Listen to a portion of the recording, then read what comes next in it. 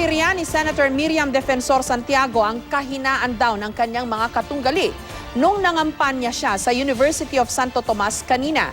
Binanatan din niya si Mayor Duterte na suportado raw ng mga komunista at si Senator Grace Poe na sinusuportahan naman daw ng Amerika. May report si Rafi Tima. Ito na ang pang-apat na kampanya ni Senadora Miriam Defensor Santiago sa loob ng 10 araw. Patunay marahil ng gumaganda niyang kalusugan.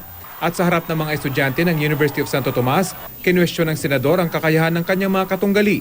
Bakit ang mga tumatakbo pagka-presidente, mga intellectually bankrupt? Ang daang matuwid na ipagpapatuloy ng katunggaling si Marojas, lumalabas anyang pinakamalaking kabiguan ng administrasyon.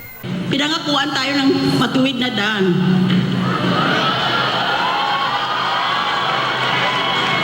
Anong matuwid? Papunta lang dito sa USC, traffic ang bigat-bigat.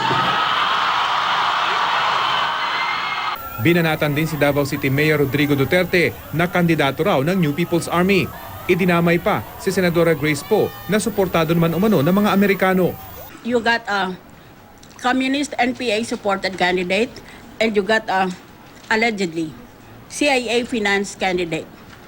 Papayag bang CIA na tatalunin sila ng NPA? Rafi Tima, GMA News.